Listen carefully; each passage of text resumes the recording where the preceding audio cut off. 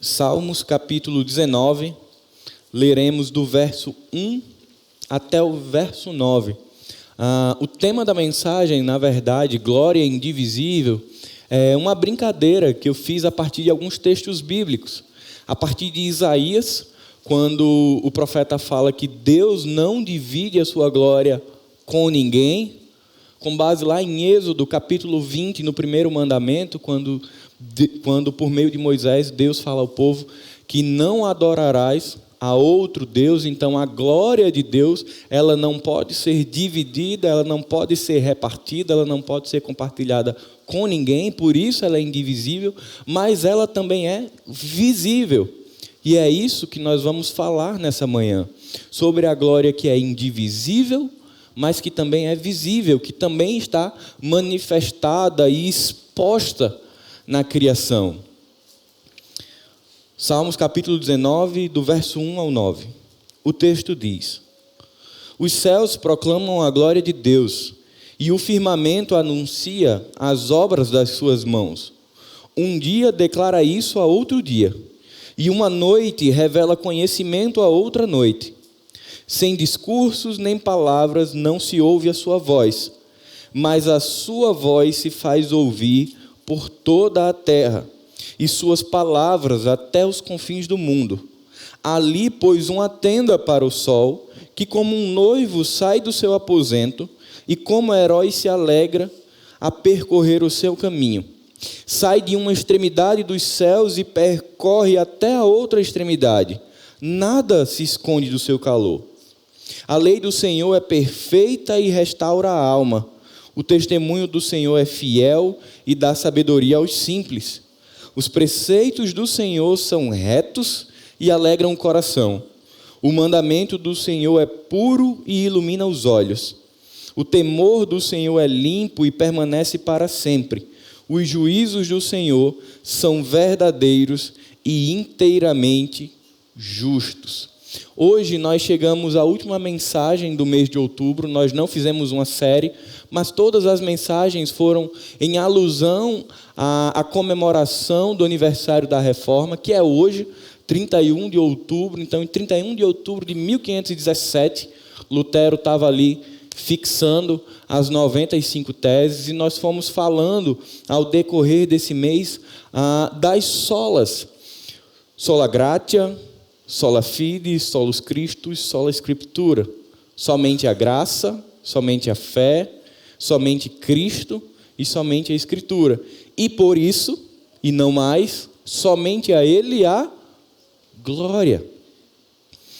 Sabemos que no contexto em que a reforma foi iniciada, as 4 solas mais um, a quinta sola, na verdade, ela é uma consequência do bom entendimento das 4 primeiras.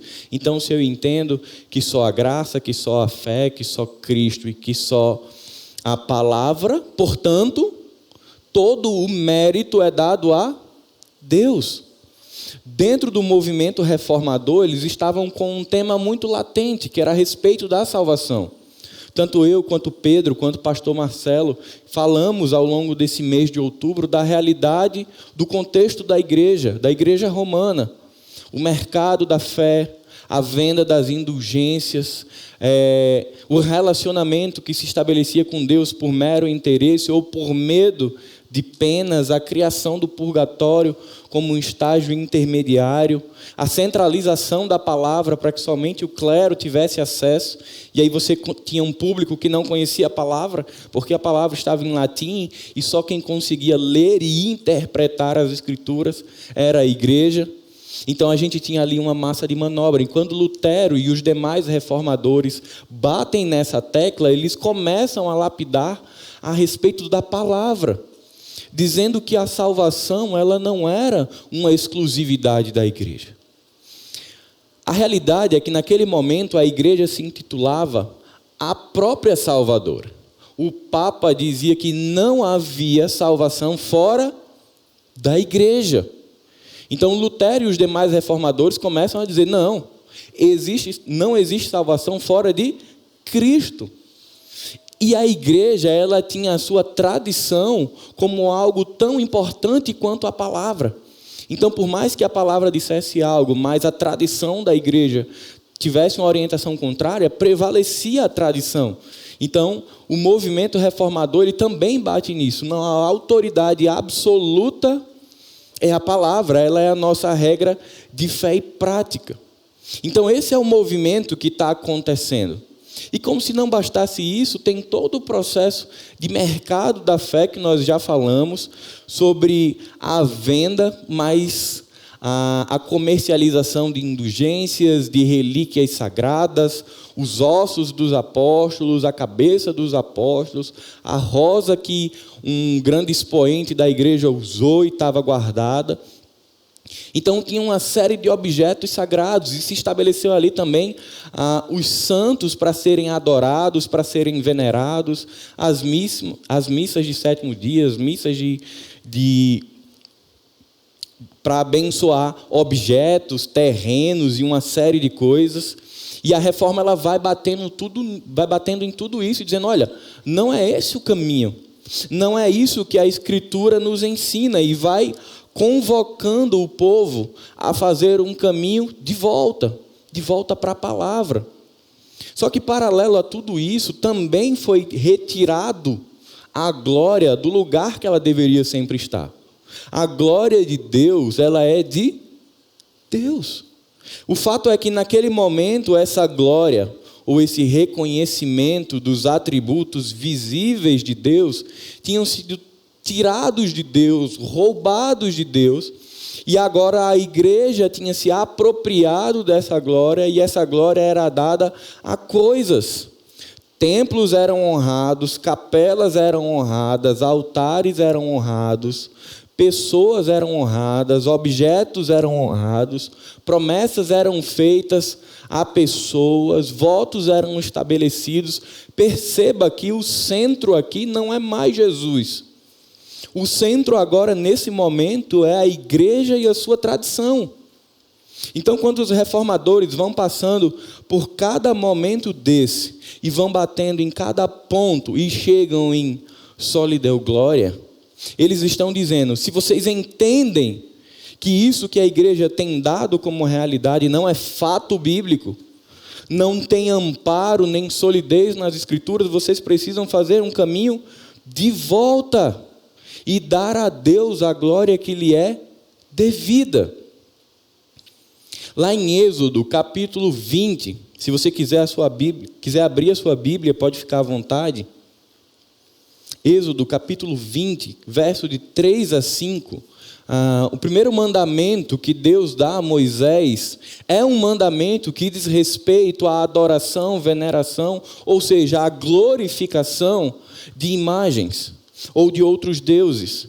Êxodo capítulo 20, verso de 3 a 5 diz: não tenha outros deuses além de mim, não faça para si espécie alguma de ídolo ou imagem de qualquer coisa no céu, na terra ou no mar. Não se curve diante deles, nem os adore, pois eu, o Senhor seu Deus, sou um Deus zeloso. Nesse momento, quando Moisés está falando ao povo, ainda estava acontecendo uma transição de entendimento a respeito de Deus. Esse povo que é chamado lá com Abraão e que vai crescendo e que passa por um processo de nacionalização junto com Moisés, ainda é um povo de uma mentalidade politeísta. Eles ainda estavam muito novos. Ainda havia no coração do povo aquela pluralidade de Deus. Então o Senhor estabelece: não terás outro Deus além de mim. O funil fecha, porque a glória ela é somente de Deus. Ele não divide com outros deuses, ele não divide com divindades, ele não divide com pessoas. E Moisés leva isso ao povo, e isso é tão sério e ao mesmo tempo tão sensível, que na maioria das vezes em que Israel se perde, ele se perde porque não entende que a glória de Deus é só de Deus, e eles começam a um processo de idolatria. Se nós olhamos para o cativeiro babilônico, para o cativeiro egípcio, é a mesma coisa, o motivo. O povo se perde na adoração. o povo se perde a respeito de quem eles devem adorar e glorificar. E eles se envolvem com deuses de outras nações, eles estabelecem objetos ou imagens para serem adoradas, e aí começa a corrupção e a depravação de Israel, que leva sempre a um juízo de Deus. Então, muitas vezes isso é muito sutil, mas é muito presente desde muito tempo, desde quando Moisés fala isso ao povo de Israel. Mas se nós pararmos para pensar, por mais que Moisés tenha falado ao povo, Jesus tenha reafirmado isso no Novo Testamento, a Reforma tenha feito isso 500 anos atrás, 504 anos, ainda é um fato, principalmente no mundo ocidental, ainda somos pessoas que gostam de algo que seja tátil, que a gente pegue. O fato de dividir a glória de Deus com outras coisas ainda acontece hoje, e pasmem, nas próprias igrejas protestantes, derivadas da Reforma. Nós ainda temos, infelizmente, a figura do pastor como uma figura de destaque que em muitas comunidades é adorado. Muitas vezes o templo, a estrutura material, que acreditem, não é santa, não é sagrada, ainda é adorada, porque ainda se acredita que a estrutura física ela é morada de Deus, porque Deus cabe numa estrutura. Objetos ainda são comprados, assim como na Reforma. Ainda existem igrejas que são verdadeiros mercados da fé, que ungem, que consagram uma série de objetos ou de ritos, e tem pessoas que vão lá e compram, e isso se mantém, porque assim como na Reforma ainda tem muita gente que não conhece a palavra. Mas eu disse ontem à noite com os jovens uma coisa que me preocupa ainda mais do que no tempo da Reforma. No tempo da Reforma, o povo não tinha acesso à Escritura. Então, quando chega uma figura de liderança, de poder, que tem uma boa retórica, uma boa oratória, ela convence. E as pessoas não conseguem ter senso crítico porque elas não têm acesso. Mas quando eu olho para hoje, a situação é ainda pior, porque existe o acesso à Escritura. Existe a possibilidade de se passar o que está sendo feito aí fora pelo crivo da palavra. Eu não sei quantos de vocês viram essa semana, mas lá em Goiânia, uma igreja começou um movimento de culto pet. Alguém viu isso essa semana? Alguns, né? Eu realmente pensei que tinha visto de tudo, mas quando eu vi culto pet, eu disse, tem muita coisa debaixo do céu e da terra que eu ainda não vi. Sobre o pretexto de que fiz-me de tolo para ganhar os tolos, o argumento de Paulo. Manipula a palavra. E detalhe, está sendo muito bem-vindo esse modelo em Goiânia, e na mesma semana já começou em Minas Gerais. Isso vai deturpando a palavra, a graça, a fé, a Escritura e a glória de Deus. Eu não quero aqui ser alguém apegado à tradição, mas tem algumas coisas que não mudam. E uma das coisas que não mudam é quem é digno de honra e glória. Isaías capítulo 42, versículo 8 diz: Eu sou o Senhor, este é o meu nome, não darei minha glória a ninguém, não repartirei meu louvor com ídolos esculpidos. Mais uma vez, o Senhor agora, por meio do profeta Isaías, reafirma ao povo de que a glória é exclusiva, é independente e ela é indivisível. Depois do movimento da Reforma, a confissão de fé que inclusive rege os batistas brasileiros, que é a confissão de fé de Westminster, ela estabelece ali 2 paradigmas a respeito da glória de Deus e que eu queria compartilhar com a igreja. O primeiro paradigma é: reafirmamos que como a salvação é de Deus e realizada por Deus, ela é para a glória de Deus e devemos glorificá-lo sempre. Devemos viver nossa vida inteira perante a face de Deus, sob a autoridade de Deus e para a sua glória somente. Negamos que apropriadamente possamos glorificar a Deus se nosso culto for confundido com entretenimento, Se negligenciarmos a lei ou o evangelho em nossa pregação, ou se permitirmos que o afeiçoamento próprio, a autoestima e a autorrealização se tornem opções alternativas ao evangelho. Perceba, esse segundo ponto trata do culto pet. Esse segundo ponto trata de algumas questões que têm tornado o culto, que deve ser de adoração e de glorificação a Deus, em entretenimento para as pessoas. E o culto, ele não é para ser atrativo. Que bom que a nossa igreja ela tem uma estrutura que nos permite ter um culto moderno, interativo, dinâmico. Mas esse não é o propósito final do culto. O propósito final do culto é glorificar a Deus. Com aquilo que tivermos em nossas mãos, um sertanejo não terá.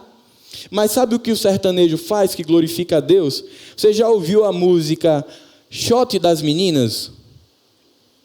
Ninguém conhece, né? Possível, só eu. Eu não vou cantar, talvez Eliseu consiga dar um jeito nisso para o futuro. Mas tem um trecho da música que diz: Mandacaru, quando flora na seca, é um sinal que a chuva chega no sertão. Ah, conhecem. Como é que o sertanejo sabe que a chuva está chegando no sertão? Ele olha para a criação. Ele olha para os céus, ele olha para a terra, para aquilo que foi criado, e ele entende um movimento da criação, e ele já começa a plantar, porque ele sabe que vai vir uma resposta de chuva. Então, quando a gente começa a pensar a respeito de glória de Deus, essa glória, além de ser indivisível, ela é visível. Ela está exposta, escancarada diante de nós. Quando a gente olha para todo o cenário da palavra de Deus, a gente vê o tempo inteiro o Senhor reafirmando isso, de que, como nós acabamos de cantar, porque dele e para ele são todas as coisas, a ele a glória. Isaías capítulo 43, Deus diz que nos criou para o louvor da sua glória.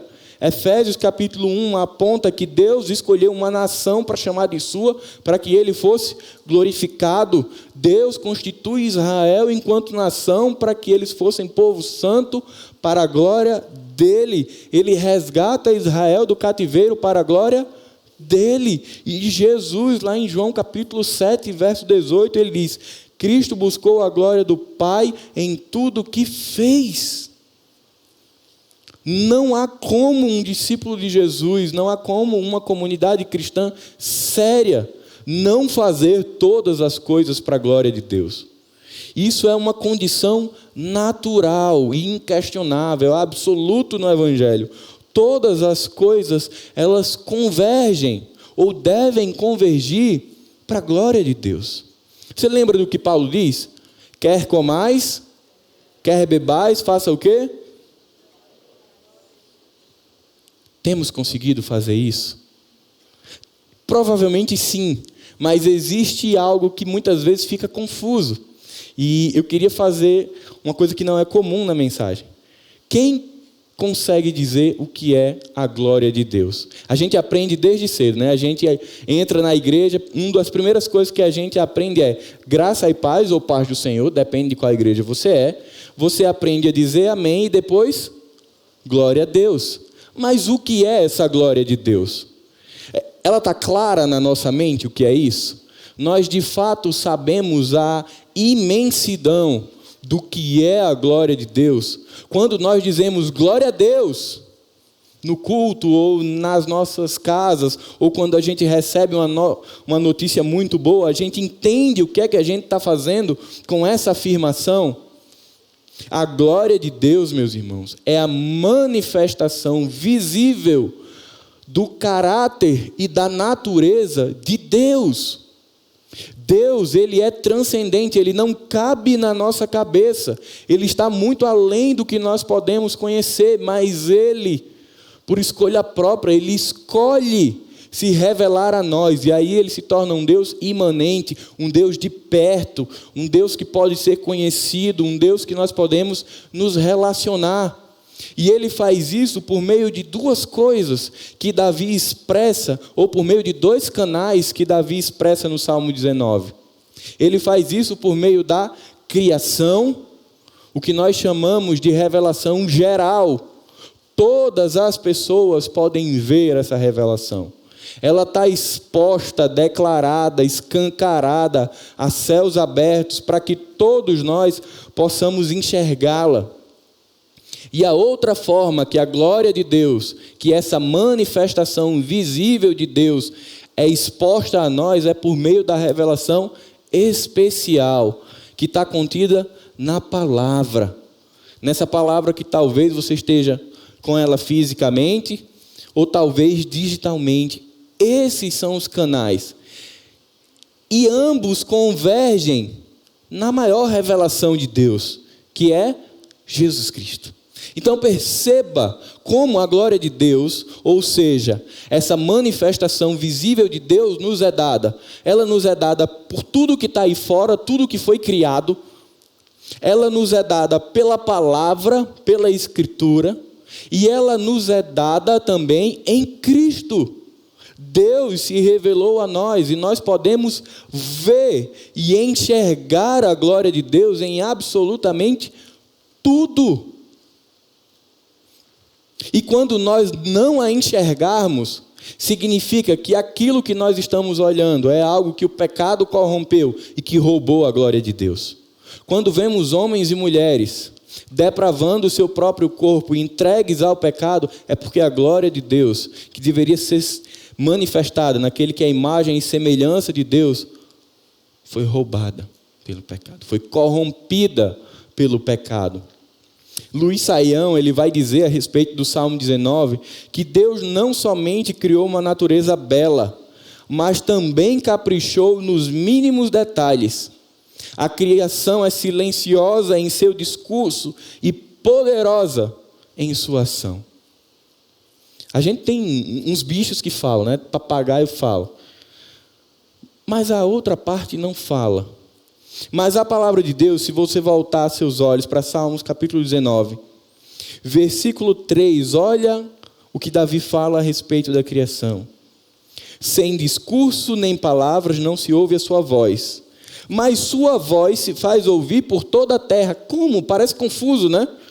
Davi diz, olha, não tem discurso nem palavras, não se ouve a sua voz. No versículo seguinte ele diz, mas a sua voz se ouve em todo canto. Qual é o meio que essa voz de Deus está sendo declarada a todo mundo? Por meio da criação, dos céus, da terra, do mar. Davi vai chamar isso de céus e firmamento. Paulo, em Romanos capítulo 1, vai reafirmar isso, mas colocando nisso ainda uma questão adicional, que nós vamos tratar lá na frente. Então Deus, desde o princípio da criação, Ele estabeleceu essa comunicação. Spurgeon, ele diz que o verdadeiro sábio é aquele que consegue fazer a leitura de 2 livros. Este livro, da revelação especial, mas que o verdadeiro sábio, ele extrapola e ele consegue perceber Deus também na criação. É aquela pessoa que consegue sair do trabalho e vai aqui dirigindo e ela consegue ver Deus no sol que está nascendo, no sol que está se pondo. É aquela pessoa que está na praia e fica olhando e pensando, poxa, quem botou limite aos mares? Como Deus questiona Jó, onde estava você quando eu coloquei limite ao mar? É aquela pessoa que olha para o céu à noite e olha para as estrelas e fica imaginando quão incontável e insondável é o céu, de forma semelhante a quem o criou. É aquela pessoa que consegue encher o seu coração de alegria, porque os céus e a terra, elas declaram a glória de Deus e ela se alimenta e se alegra disso. Então eu gostei muito do que Spurgeon fala, porque ele fala, olha, você se alimenta e você conhece a glória de Deus por meio daquilo que você tem de entendimento da palavra, que você mergulha na palavra, mas pelo que você vê fora. E sem dúvida, pensando na minha vida, é aí o ponto onde eu particularmente deslizo mais. A preocupação com a palavra, ela é natural, e como o pastor Pedro falou semana passada, ela precisa existir, porque a minha distância para Deus é a minha distância para a palavra, foi o que Pedro disse semana passada. Mas às vezes a gente diz assim, pastor, mas eu tenho um dia tão corrido, eu saio de 5 da manhã, chego de meia-noite, não consigo ler a palavra, mas você consegue ler a criação. E se você consegue ler a criação, você consegue ser ensinado a partir dela. Jesus, quando fala ao povo o tempo inteiro, ele usa recursos da criação para ensinar o povo. As parábolas, elas usam recursos da criação para apresentar o reino ao povo. Então, meus irmãos, se de fato queremos aprender ainda mais a respeito da glória de Deus, e se queremos glorificá-lo sempre, existem dois movimentos que são fundamentais. A gente precisa olhar para os céus e para o nosso entorno, e a gente vai conversar sobre isso, e a gente precisa olhar para a palavra. Se nós estivermos fazendo esses dois movimentos, de olhar a criação, o esplendor da glória, da majestade e da soberania de Deus, naquela planta que nasce do jardim da sua casa, daquela cachorrinha que gerou uma vida, daquele inseto, se a gente conseguir chegar a esse nível, mais o alicerce da palavra, certamente a gente vai conseguir falar glória somente a Deus com muito mais propriedade e entendimento do que nós estamos dizendo. Porque, enfim, quando a gente diz glória a Deus, o que nós estamos dizendo é: eu reconheço e eu vejo os atributos, o caráter e a natureza de Deus nessa situação. Aconteceu algo e foi tomada uma medida justa. Glória a Deus. Eu reconheço a justiça, atributo de Deus manifestado nessa situação. Eu vejo alguém que amou o próximo, glória a Deus por isso. Por quê? Porque eu vejo a manifestação do atributo comunicável de Deus, amor, na vida de Ranilson e Patrícia. Então, glória a Deus, porque eu estou vendo Deus na vida deles, entendem? Então, quando a gente fala glória a Deus, a gente está dizendo isso. Eu enxergo as características de Deus no que está acontecendo. Então eu tenho certeza que a partir de hoje, quando nós dissermos glória a Deus, nossa mente vai fazer puff, e ela vai se questionar: o que mais de Deus tem aqui além do que eu estou vendo? Estou vendo amor, estou vendo bondade, santidade, mas tem mais, porque Deus, Ele está em todos os cantos da criação. E eu queria que você voltasse seus olhos junto comigo para lermos de novo do verso 1 ao 7.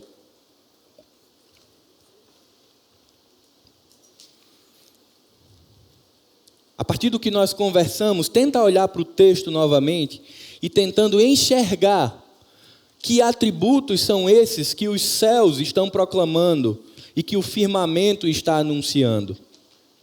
Os céus proclamam a glória de Deus e o firmamento anuncia as obras das suas mãos. Um dia declara isso a outro dia, e uma noite revela conhecimento a outra noite. Sem discurso nem palavras não se ouve a sua voz, mas a sua voz se faz ouvir por toda a terra, e suas palavras até os confins do mundo. Ali pôs uma tenda para o sol, que como um noivo sai do seu aposento, e como herói se alegra a percorrer o seu caminho. Sai de uma extremidade dos céus e percorre até a quarta extremidade, até a outra extremidade. Nada se esconde ao seu calor. Até o verso 6. Quando nós olhamos para a glória de Deus visível na criação, existem 4 características dessa glória de Deus. A primeira coisa é que essa glória ela é constante. A manifestação da glória de Deus na criação, ela é ininterrupta. Não existe queda de sinal. A qualidade da imagem não fica ruim. Eu ia falando de uma empresa de internet que está caindo muito. Não faz aquilo ali, você não está olhando para a glória de Deus e caiu a internet. Ela está o tempo inteiro, em todas as circunstâncias, em todos os momentos, sendo expostas a cada um de nós. Essa graça comum, essa beleza de Deus, ela é o tempo inteiro. Vai comigo lá para Romanos, capítulo 1, verso 18. Romanos, capítulo 1.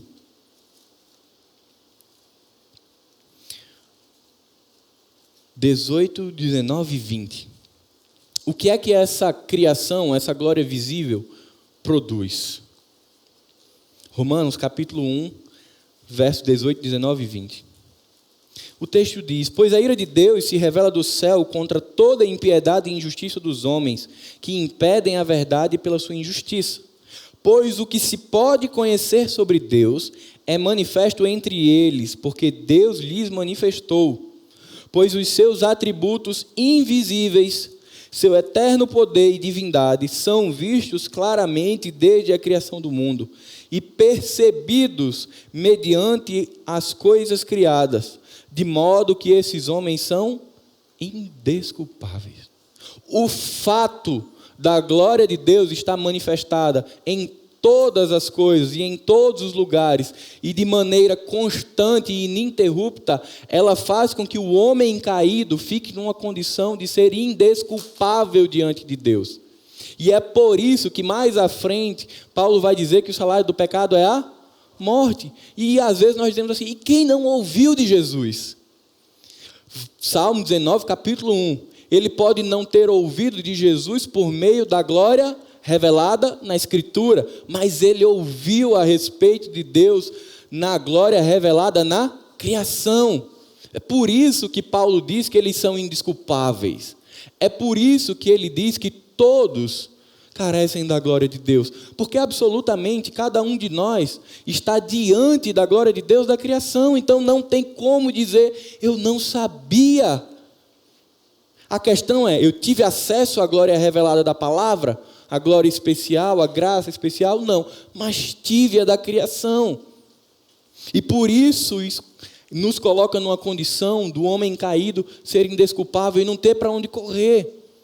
Tantas vezes a gente se preocupa em falar para as pessoas e não sabe como chegar. Como é que eu vou falar? Não, vou pesquisar na internet, evangelho criativo. Nada contra o evangelho criativo. Aí eu aprendo, eu amasso a coca e boto o dedo aqui. A coca desamassa sozinha a latinha. Eu digo, olha, assim como o Senhor, assim como essa coca foi restaurada, é massa. Mas tem algo mais simples. Tem algo mais simples que a gente pode usar para falar de Deus para as pessoas. É o quê? A criação. Você já pensou? Marcar uma praia com a galera e você tá ali brincando, conversando, e você puxar o papo só pelas ondas do mar?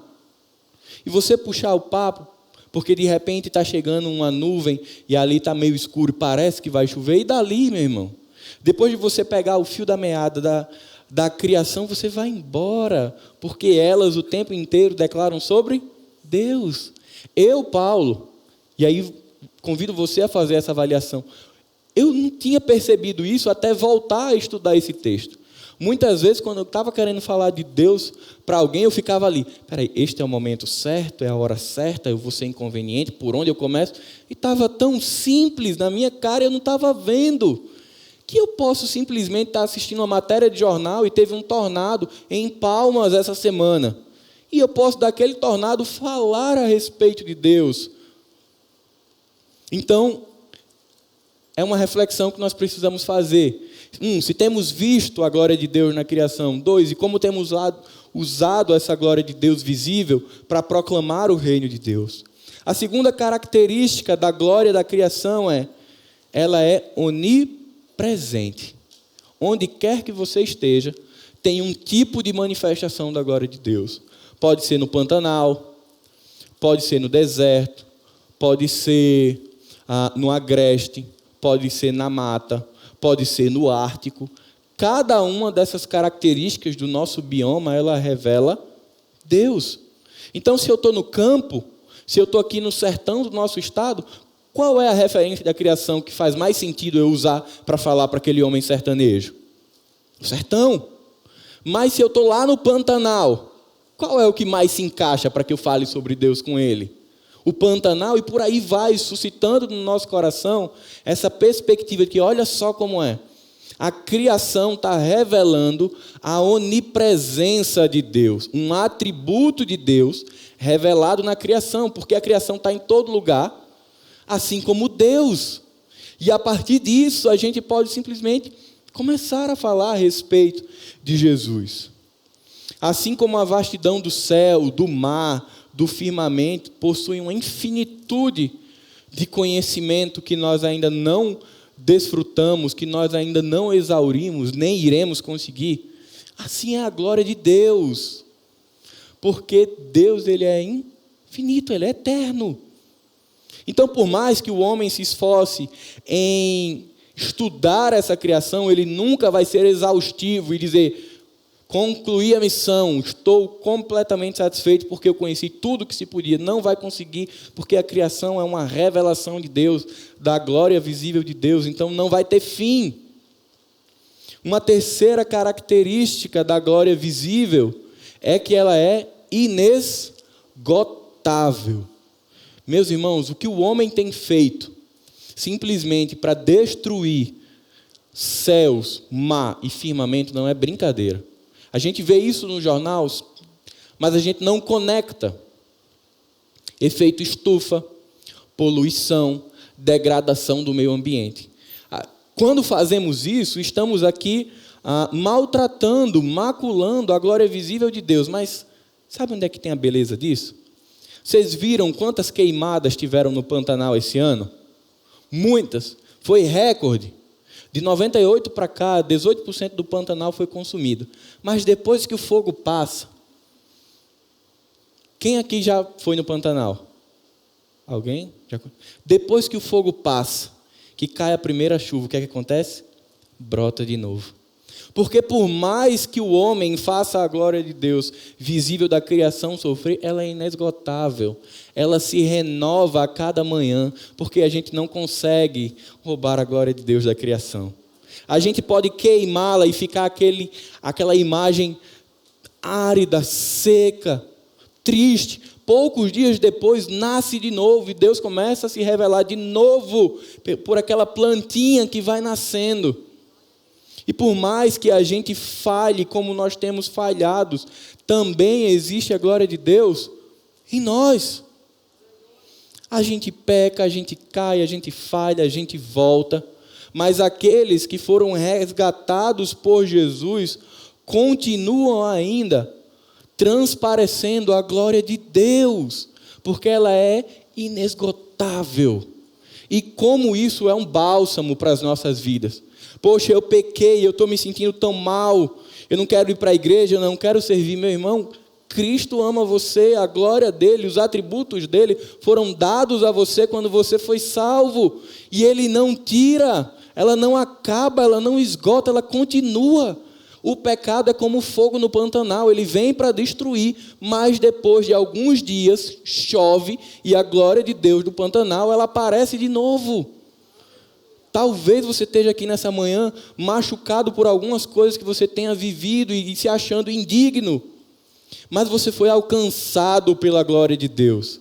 Essas características de Deus, e isso para mim é muito marcante, Deus imprimiu em nós as suas características. Você imagina o que é Deus colocar no nosso DNA espiritual características dele? E por mais que o pecado tente, ele não vai conseguir esgotar a glória de Deus, que é manifestada por meio da igreja dele. É tão comum usarmos a expressão glória a Deus, mas precisamos nos apropriar dela. Precisamos entender sobre tudo isso que nós estávamos falando. De que essa glória de Deus ela é inesgotável, onipresente, é compreensível e é constante. Ela pode ser entendida por qualquer pessoa. O segundo canal a respeito do qual Deus manifesta a sua glória é a palavra. Vamos ler o verso 8 e 9.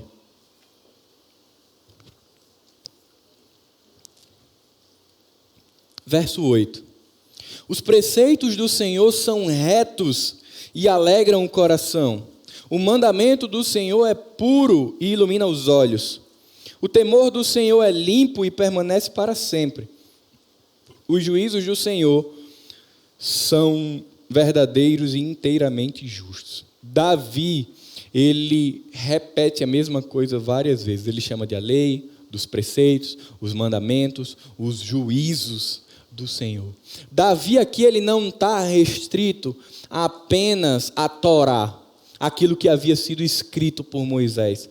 Davi não está aqui falando que a confiabilidade da palavra de Deus está restrita àquilo. Ele está falando do que ainda estava sendo construído também.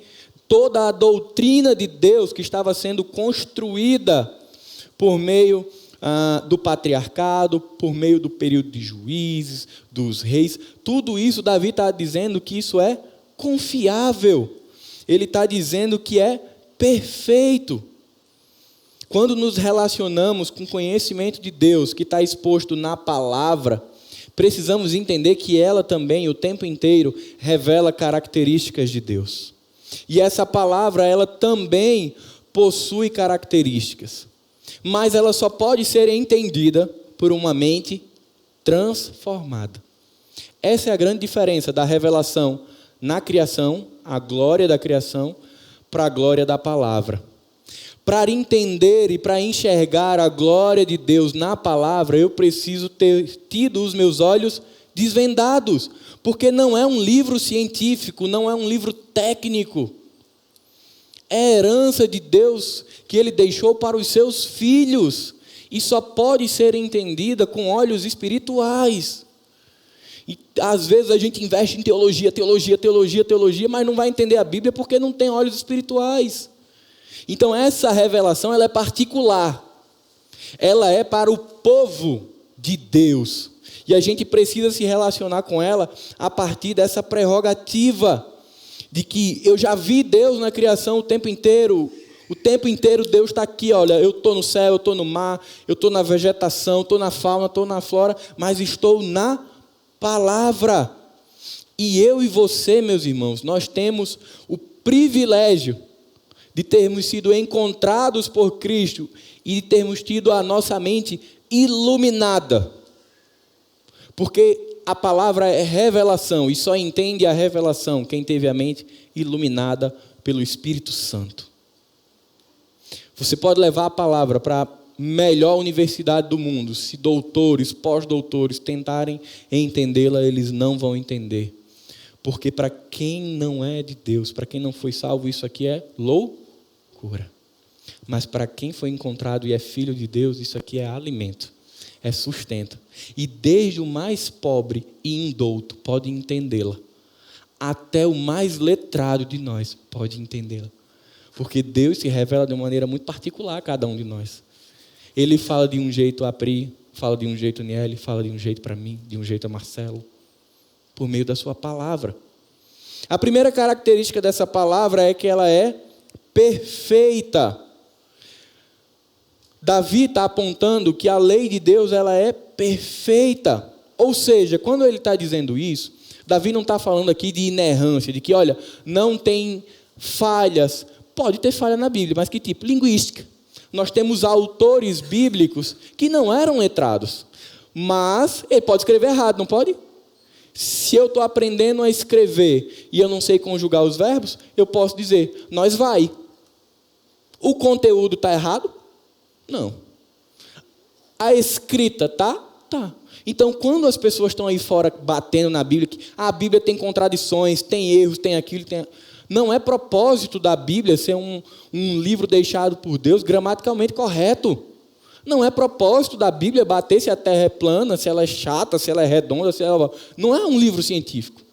A mensagem da palavra, ela é perfeita e inerrante, não há erros no que diz respeito à doutrina de Deus. Mas você vai ver homens que erraram.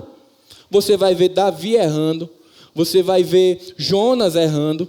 Os defeitos que tem são das pessoas que compõem a história. Mas quando Davi fala que essa palavra é perfeita, a ideia que ele está trazendo aqui é que não falta nada a ela.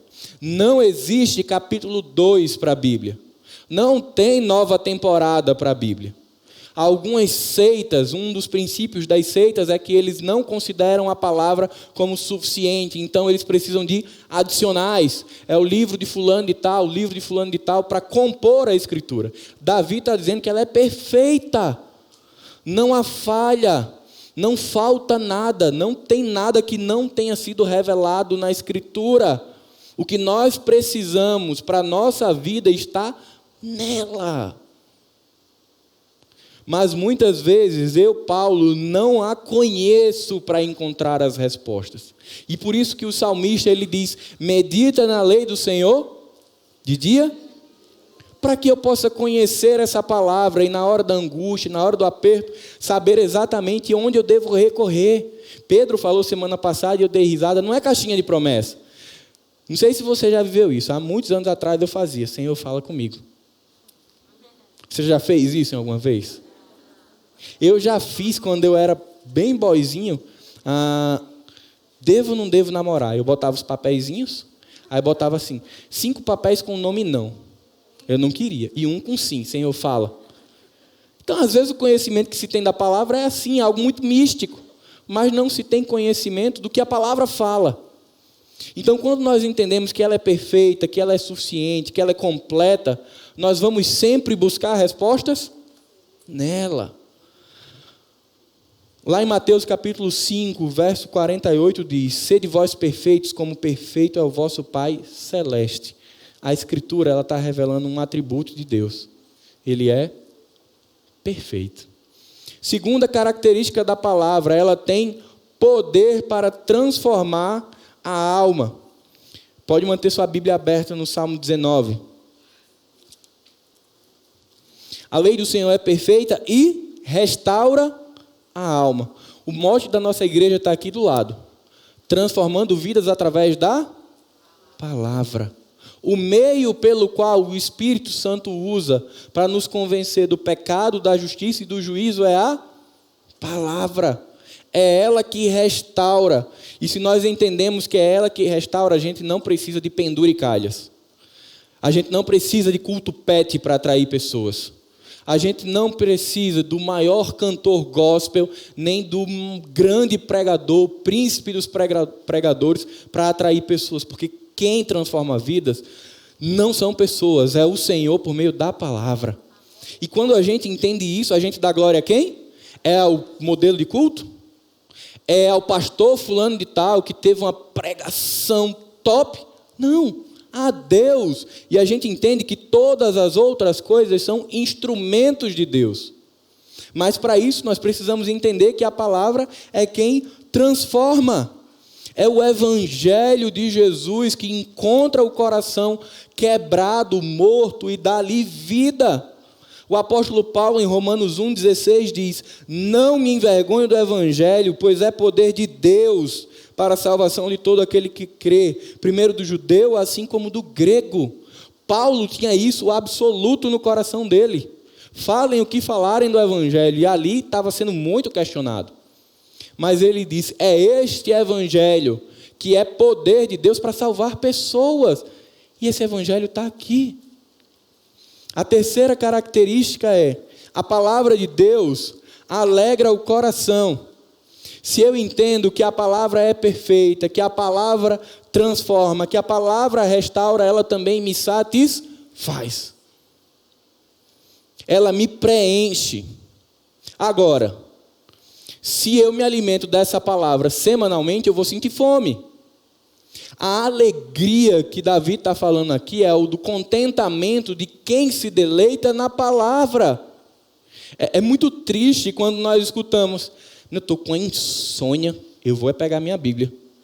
A gente escuta, gente. A Bíblia virou agora remédio para as pessoas dormirem, porque parece algo enfadonho. Mas é para ser prazeroso a palavra, é para ser assim, jubilar de manhã, porque a gente tem a oportunidade de abrir, ler um trecho e ir trabalhar, ir para a luta. Mas eu preciso construir uma relação com a palavra, para que ela preencha o meu coração, para que ela responda às minhas questões e para que ela gere prazer, satisfação e alegria. E aí eu vejo a glória de Deus inundando o meu coração. E por fim, a palavra de Deus é santa, ilumina os olhos e gera temor eterno. Ainda nos Salmos, o salmista vai dizer que a palavra é lâmpada e luz. Pedro falou sobre isso semana passada, a ideia do candeeiro. A ideia de que aquela luz ainda era não tão forte e ela vai iluminando sempre o próximo passo. Essa palavra, ela é santa, a palavra de Deus, e é ela quem vai prescrutando o nosso coração, sondando o nosso coração, corrigindo o erro, corrigindo o pecado, nos dando força para lutar contra o pecado, vai abrindo os nossos olhos, vai tirando aquela camada que o pecado colocou e vai permitindo que a partir de agora a gente consiga enxergar Deus. E isso, por fim, gera temor. Mas assim como glória de Deus, às vezes também confundimos o que é temor de Deus. Algumas pessoas pensam que temor de Deus é medo a respeito de Deus. Mas quando o salmista e todas as escrituras falam de temor do Senhor, ele fala de obediência, de submissão. Ser temente a Deus significa dizer que eu sou obediente e submisso a Deus. Então, pega tudo que a gente pregou nessas últimas 4 semanas. Somente a graça, somente a fé, somente Cristo, somente a palavra, portanto, somente glória a Deus. E isso gera em mim o quê? Temor. Isso gera em mim a confiança suficiente para olhar para Deus e me submeter ao senhorio dele. E perceber que a palavra é quem vai construindo a nossa vida. A palavra de Deus é luz para quem está nas trevas. É remédio para quem está doente, é vida para quem está morto, é fogo que purifica, é martelo que quebra o coração, é espada do Espírito que penetra a alma. E à medida que essa palavra vai invadindo o meu coração, o seu coração, nossa vida íntima vai sendo transformada. Nosso caráter vai sendo corrigido, nosso temperamento e pensamento controlado pelo Espírito Santo. E à medida que essa palavra transborda em nossas vidas, as virtudes do Espírito, os frutos do Espírito são manifestados por meio de nós, em forma de glória de Deus. Quando eu e você servimos a Deus, amamos pessoas, perdoamos pessoas, somos hospitaleiros com as pessoas, cuidamos das pessoas, meus irmãos, a gente está apontando para Ele. Quem está no centro, quem está com a luz ali de prioridade, de destaque, é Jesus, é Deus. A glória de Deus, ela é manifestada na criação, na palavra e em mim e você. A minha oração é que, assim como todas essas características que nós falamos sobre a criação e a palavra, ela seja vista naqueles que são semelhantes ao Criador. Que quando alguém olhar para cada um de nós, estamos no louvor, pregando, servindo nos ministérios, as pessoas possam ver alguma característica de Jesus. Elas vão ver nossas falhas? Sim, verão. Porque, enfim, é isso que a maioria das pessoas querem ver. Mas que em meio a tudo isso, elas olhem e vejam ali uma pequena luz. Para algumas pessoas vai ser uma grande luz. Mas que elas se inquietem e perguntem, de onde vem isso? E que nesse momento a gente aponte para onde a glória deve sempre apontar. E de onde ela nunca deveria ter saído. De Jesus. A minha oração é que eu, você, suas famílias, de hoje e eternamente até o dia que estaremos, como Paulo fala em 1 Coríntios capítulo 13, face a face com Deus, que até lá a nossa vida seja para glorificar a Deus. Quer comais, quer bebais, façai tudo para a glória de Deus. Antes do louvor, tem um trecho de uma música de Projeto Sola que eu vou pedir para Bruno colocar aqui, são 2 minutos, que ela é um resumo de tudo aquilo que a gente pregou. E que me emocionou muito quando eu ouvi, e eu queria que você se atentasse muito à letra dessa música, porque ela resume a nossa série. Assim que terminar a música, a gente ora e o louvor pode continuar. 4 solas mais um. Somente Cristo, somente a Escritura, somente graça, somente fé. Por isso, e não menos, somente a Deus glória. Solas são somentes, são da eternidade sementes. Solas comunicam nada além, nada quem. A Escritura que do Cristo testemunha. Cristo que da Escritura surge a nós. Como texto que vira vida, vira a vida. Vida que vira testemunha do Cristo da Escritura, do Cristo da vida. Graça que é poesia, do amor incondicional, irresistível. O abraço oferecido ao coração esquecido, o perdão concedido ao que se sabe perdido. O olhar terno do eterno, a lágrima que lava o rosto do pai feliz pelo filho sumido, que no colo do pai encontra abrigo. Graça que o coração duro encanta, aquece, emudece, espanta. Graça que é perdão, que agride a razão, loucura e escândalo da cruz, amor perfeito que a fé conduz. E nela encontra novo chão, onde não chega a razão. Fé que é caminho, onde nunca se está sozinho. No Cristo inicia, anda, termina. Sola que pisa o caminho. Verdade que consola e confronta. Vida que em tudo transborda. Vida que em Cristo tudo transforma. Você pode ficar de pé para que possamos orar. Se depois você quiser ouvir essa música, passo o nome e coloco nos grupos da igreja. Queria que você curvasse sua cabeça, refletisse sobre tudo aquilo que nós viemos falando ao longo desse mês e que culmina hoje a respeito da glória de Deus. Que nós possamos, assim como os reformadores fizeram, reafirmar o nosso coração, as 4 solas. Somente a graça, somente a fé, somente Cristo, somente a Escritura e, portanto, e nada além e nada a quem, somente a Deus a glória. Pai querido, nós queremos te agradecer, Senhor, por esse tempo tão especial do mês de outubro, pela oportunidade de trazermos ao coração da igreja aquilo que um dia o Senhor colocou no coração de nossos irmãos, 504 anos atrás, que mais uma vez sacudiram o mundo, assim como os discípulos fizeram, e que o coração deles foi aquecido e foi levado à ousadia de lutar contra um sistema dominante, Pai, para que o Evangelho, para que Jesus fosse glorificado.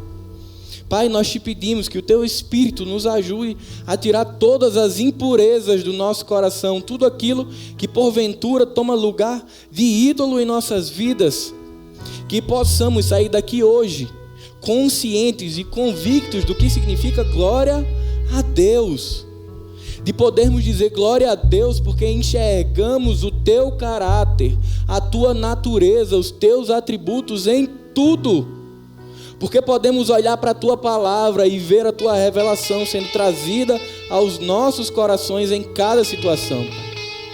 Mas ainda mais, Pai, eu quero te pedir, nos ajuda a brilharmos em meio às trevas, mas não a nossa luz, não os nossos méritos, nem aquilo que fazemos, mas para que a Tua luz seja refletida, Pai, que as pessoas olhem para a minha vida, para a vida da nossa igreja e vejam Jesus refletida nela, e que essas pessoas possam perceber que no início, no meio e no fim, tudo é Teu. Porque como a palavra diz, porque dele, por ele e para ele são todas as coisas. E é justamente por isso, Pai, porque nós sabemos quem Tu és. Nós não servimos a um Deus desconhecido, nem a um Deus de longe. Nós servimos a um Deus conhecido, que se revela no céu, que se revela no mar, que se revela no firmamento, que se revela na palavra e que se revelou em Jesus. E esse Jesus um dia tocou em nós quando estávamos mortos. E ali houve vida, e uma vida para glorificar a Deus. Nos perdoa, Pai, porque às vezes nós não Te glorificamos. Nós falhamos, nós caímos, mas isso mostra a nossa dependência, a nossa fragilidade, nossa insuficiência, Pai. É por isso que nós Te pedimos que o Teu poder, o poder que é manifestado na palavra, na criação, ele seja aperfeiçoado em nós, e que possamos crescer, Senhor, em graça, em conhecimento, em fé, em unidade, e que possamos, como igreja do Senhor, como povo santo, como povo escolhido, marchar por sobre a terra, Pai. Nós não estamos aqui de passagem. Nós temos uma missão muito clara de glorificar a Deus e de fazê-lo conhecido em todas as nações. Que cada um de nós, Pai, com o coração preenchido da glória de Deus, percebendo as características que o Senhor nos deu, nós possamos sair daqui e por onde quer que nos embranhemos durante a semana, ali passe a glória de Deus, encontrando corações que estão escurecidos, para que essa luz entre no coração e ali um novo candeeiro se estabelece. É isso que nós te pedimos, Pai, crendo que o Senhor está conosco todos os dias da nossa vida. Que o amor de Deus o Pai, que a graça de Jesus e que as consolações do Espírito Santo estejam com cada um de nós, hoje e para sempre. Amém.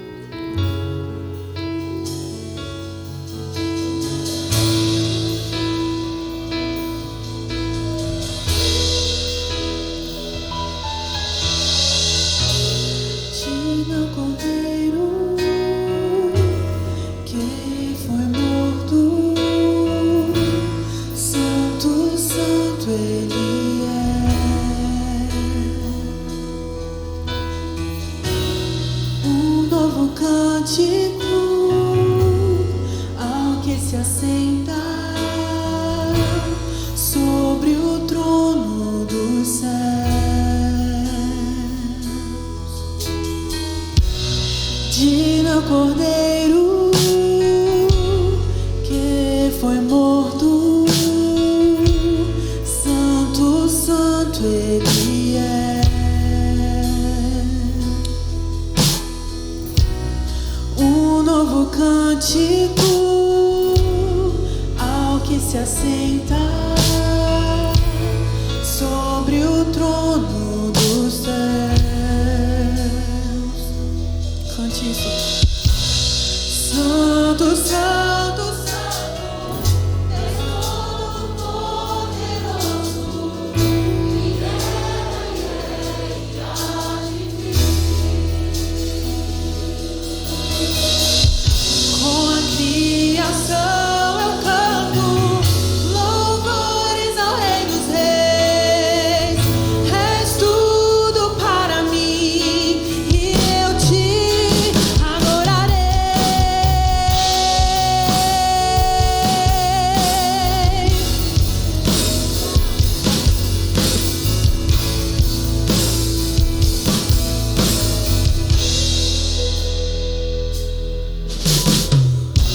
Está vestido